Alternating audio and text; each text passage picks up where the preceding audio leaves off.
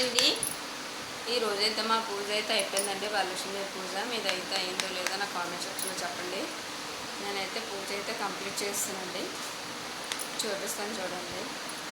చూడండి, ఇది మా తులసమ్మ దగ్గర పూజ.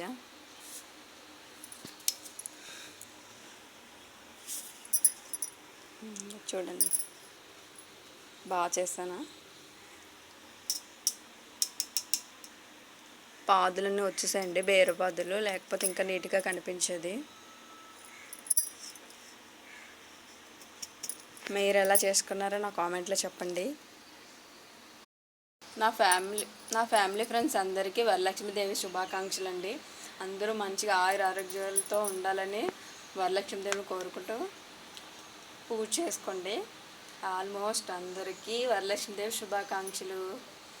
మీరందరూ సుఖంగా ఉండాలి, శుభ్రంగా ఉండి తిండికి ఏది లోటు లేకుండా ఆరోగ్యాలతో వెలసలాలని దండం పెట్టుకొని నా యూట్యూబ్ ఫ్యామిలీ అందరికీ హ్యాపీ హ్యాపీ హ్యాపీ వరలక్ష్మీదేవి శుభాకాంక్షలు. ఇగండి, ఇదే మా పూజ. నేనైతే బ్యాంగిల్స్ తీసుకున్నానండి, తాంబూలం పెట్టాను, పులిహోర, నూక ప్రసాదం, చలివిడి వడపప్పు, పరమాన్నం అండ్ అరటిపళ్ళు, కొబ్బరికాయ, జామకాయ. పువ్వులు చాలా రేట్ ఎక్కువ ఉందండి. మా ఊర్లో అయితే చాలా కష్టం అసలు. 50 రూపాయలకి తక్కువ ఇంకా ఫ్లవర్స్ అమ్మట్లేదండి. అవి కూడా ఒక 10 ఎన్నో వస్తున్నాయి. బంతిపూలు కానీ, చామంతి, గులాబీ కానీ చాలా ఎక్కువ రేటు. పళ్ళు కూడా అండి.